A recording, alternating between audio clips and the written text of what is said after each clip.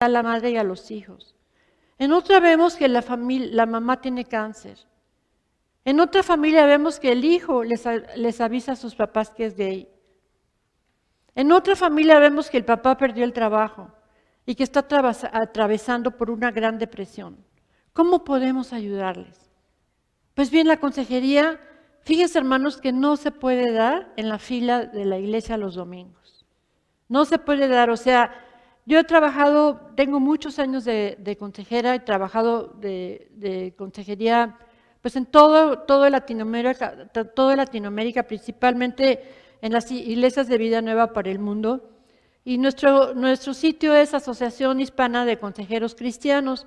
Yo empecé, por la gracia de Dios nada más, con 15 iglesias que estaban tomando el curso, porque yo hice estas clases y estos videos en mi casa cuando me vine a vivir a California, porque este curso ya lo habíamos hecho muchos años en México. Pues ahora por la gracia de Dios, porque yo no he hecho nada de mercadotecnia ni nada, ¿saben cuántas iglesias tenemos? 4,500 en 32 países del mundo. Y solamente le doy la gloria al Señor porque se están capacitando iglesias, la necesidad es súper grande. O sea, entonces la consejería no la podemos dar en la fila de la iglesia. La consejería profesional, tenemos que tener una oficina asignada para esto. Tiene que ser consejería privada, consejería profesional. Y lo ideal sería, o sea, que se tuviera una oficina para consejería, pues cualquier día de la semana. O sea, durante este seminario les voy a explicar cómo vamos a formar este ministerio de consejería profesional. O sea, porque lo que se hace para el Señor se hace con éxito y se hace con profesionalismo. Los pastores van a estar muy ocupados al principio, eso sí se los digo, porque van a estar formando sus equipos, pero después no saben la recompensa, o sea, tan grande que van a tener. Entonces, el objetivo de este seminario es prepararlos a ustedes, a los líderes de la iglesia, y a formar un equipo de apoyo para sus pastores, para que formen su ministerio de consejería en su iglesia y no saben cómo va a crecer la iglesia. Ahorita en la iglesia de Toluca, yo este seminario lo di hace 2 años y bueno, se triplicó de veras la iglesia, ya no pueden. Ahorita vamos a empezar con todo la formación ustedes conocen Saddleback Church y Willow Creek, que son las iglesias. Bueno, yo tomé el curso con ellos de pequeños grupos que se llaman small groups. Entonces, de todos estos, o sea, primero tenemos que tomar el curso de consejería para después formar los small groups. Saddleback Church tiene como 1,200 small groups ahorita y vienen de todas partes del mundo a capacitarse. Yo, gracias a Dios, tuve esa bendición de que estuve capacitándome con ellos y toda esta idea, porque ya no nos damos abasto, o sea, ya tiene que haber gente especializada en tanta cosa porque tenemos al enemigo enfrente y tenemos que estar preparados, amén. O sea, no saben qué gran bendición va a ser esto. Entonces, le tengo que hacer para acá, ¿verdad? Porque el programa, bueno, no nos vamos este es el programa que siempre doy, que les voy a dar introducción a la consejería bíblica, qué técnicas hay de consejería, cómo se hace una entrevista, la historia clínica, y entre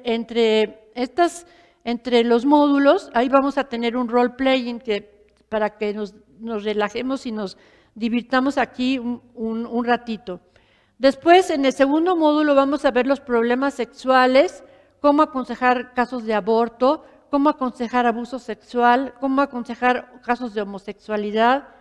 En el tercero tenemos el módulo de adicciones y vamos a hablar sobre qué son las adicciones, cómo se trata el alcoholismo, cómo se aconseja la drogadicción, la codependencia y la pornografía. Y el último módulo vamos a ver problemas matrimoniales, cómo se aconseja violencia familiar, el divorcio, sanidad interna y preguntas y respuestas. Yo creo que después de cada módulo, como somos pocos, después de cada módulo, yo les voy a pedir que si tienen alguna duda, para que yo se las conteste. ¿Amén?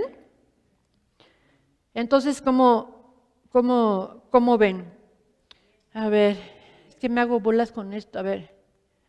Bueno, vamos a ver, entonces, fíjense que la Biblia nos manda en Gálatas 6, del 1 al 5, sobrellevar los unos las cargas de los otros.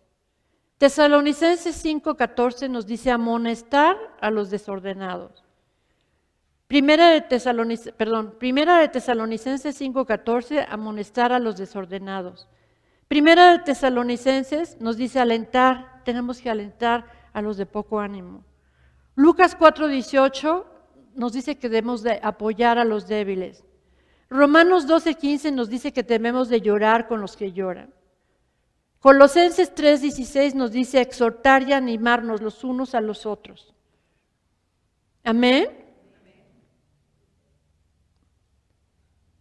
Entonces, ya vimos el programa. A ver. Entonces, bueno, ¿qué es la palabra consejero o qué quiere decir consejería?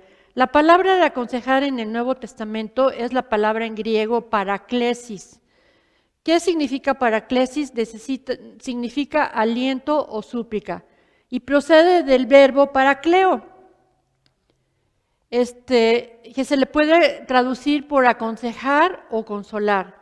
Primera de Tesalonicenses 5, del 11 al 14, se nos pide que nos edifiquemos unos a otros, que nos amonestemos, que alentemos a los de poco ánimo y que sostengamos a los débiles y seamos pacientes con todos.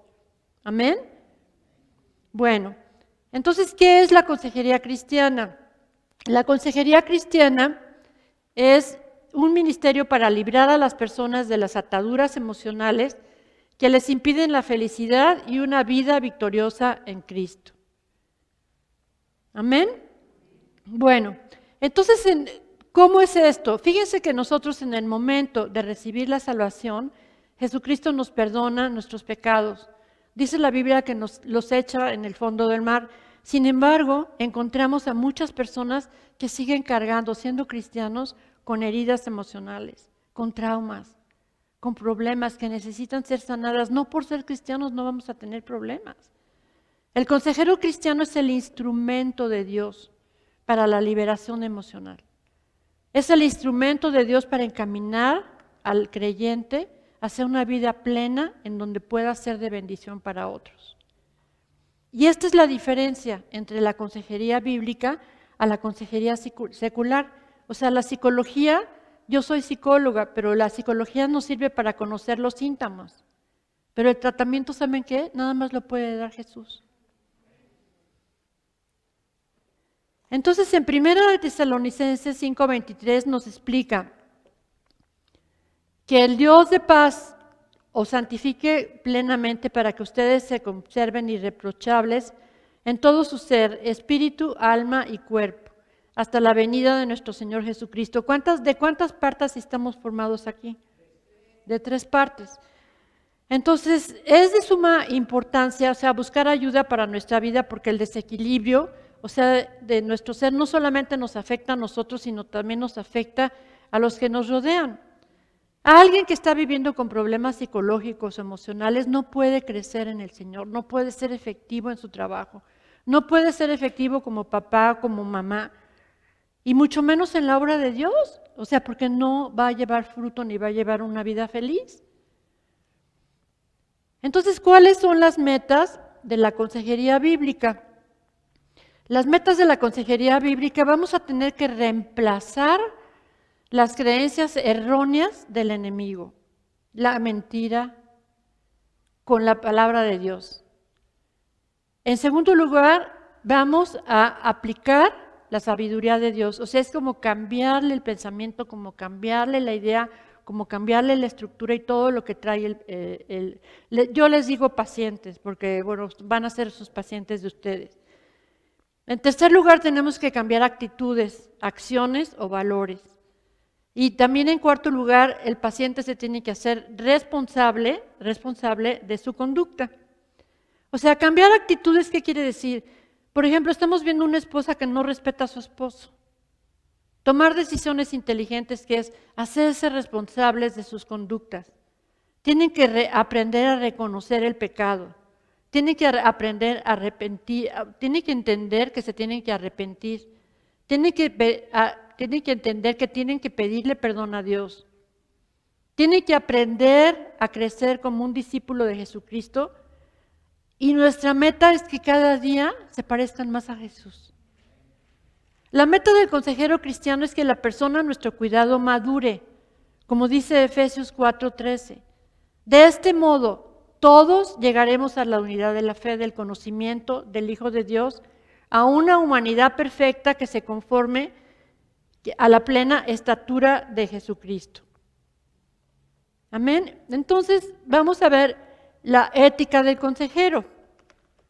La ética del consejero, vamos a ver la consejería al sexo opuesto, la confidencialidad, el involucrarse demasiado o el poner límites. Vamos a ver la primera, que es para que, solo porque nosotros, o sea, somos consejeros cristianos, no es garantía de que nosotros no sintamos atracción por el sexo opuesto. O sea, yo siempre les aconsejo, y así debe de ser, las mujeres solamente tienen que dar consejería a mujeres, los hombres a hombres, los matrimonios a los matrimonios. Jamás deben de aconsejar en un lugar apartado que no sea la iglesia, jamás en un coche, jamás en otra parte, porque unos tienen así como, yo tengo mucha carga por esa hermana para orar por ella y para aconsejarla. Pues no, eso no debe de hacer, eso no es ético. No debemos de dar consejería al sexo opuesto. Yo también incluyo mucha cosa que a mí he aprendido con el tiempo. Yo nunca doy consejería ni a familiares ni a amigos, porque luego te meten en cada bronca que no sabes. O sea, ni a familiares, porque es clásico de cuando ustedes empiezan a aprender consejería y empiezan a hacer las historias clínicas y todo, que empiezas a entrevistar a tu suegra. Y entonces imagínate, a la tercera pregunta ya quieres saber toda la vida de tu suegra y acaban peleadas. No debe de ser eso, o sea, ningún familiar ni ningún amigo. O sea, en confidencialidad, nunca tenemos que hablar de nuestros aconsejados, nunca. Primera de Pedro 3:10 nos dice que refrenemos nuestra lengua del mal. La confidencialidad, hermanos, está cubierta con amor, porque el amor protege. Nosotros tenemos que proteger a nuestro paciente. No podemos hablar del paciente en reuniones de oración, no podemos hablar del paciente en conferencias, no podemos hablar del paciente en clases. Porque a mí me ha pasado de que estás en una reunión de oración, padre, te pedimos por fulanito y menganito que se están divorciando. ¿Qué? Así todo el mundo. Tenemos que tener confidencialidad porque el amor protege, porque estamos siempre que nosotros tengamos una entrevista o una consejería, la tenemos que cubrir con la sangre de Jesús.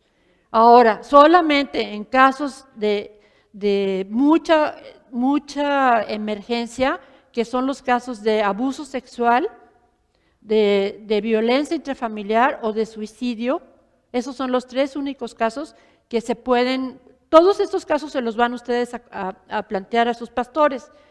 O sea, pero no hay que hablarlo con absolutamente nadie, ni nada. O sea, si estamos aconsejando a alguien, que te pregunte tu marido, oye, ¿cómo te fue con esa señora? 0. Tenemos nosotros que ser, de veras cerrados de confidencialidad, porque si no, el diablo nos agarra a patadas, hermanos, de veras. O sea, tenemos que ser objetivos, o sea, también en los problemas de los aconsejados y que no nos lleguen a abrumar, porque hay veces que yo nunca doy teléfonos personales, porque a mí me ha tocado que me hablan a las 3 de la mañana, que ya está manifestado y que quién sabe qué, y que se quiere ir de la casa o que lo que sea, y luego al otro día se contentan y a mí me dejan con dolor de cabeza. Entonces tenemos que poner límites a nuestros aconsejados, tenemos que tener límites con llamadas, y el tiempo de consejería yo les doy máximo 1h30, o sea, a cada aconsejado máximo. El amor cuida y protege, como dice 1 Corintios 13. O sea, no lo podemos comentar, esto se los hago mucho hincapié. O sea, debemos de tener mucho cuidado con los manejos de folders. Ustedes ahorita les voy a enseñar a hacer cómo se hacen los folders. Los folders es la vida del paciente. Y el folder nada más lo va a tener guardado el pastor. El pastor es el único que se va a enterar. O sea, y guardarlos con llave en la oficina. Nunca deben de estar a la vista de nadie, porque es súper peligroso. Imagínense que la esposa está diciendo que tuvo abortos y que tuvo quién sabe qué, y el esposo no lo sabía, y lo ve el esposo. Entonces ya del problema que tenían, ya se hizo otro. Entonces esto sí les pido por favor que sea con mucha confidencialidad. O sea, vamos a ver las técnicas de consejería. Aquí, técnicas de consejería. Vamos a ver cuáles son las técnicas de consejería. Primero, escuchar. Un buen consejero escucha. Yo lo que les digo, les hago al principio, pues te introduces en la plática, haces se rompe el hielo, pero después les empiezas a hacer preguntas y los dejas hablar. Los dejas hablar 20 minutos, media hora, y ya cuando es hora de que tú regreses, o sea, regreses lo que ellos te han dicho, ya empiezas tú a hablar.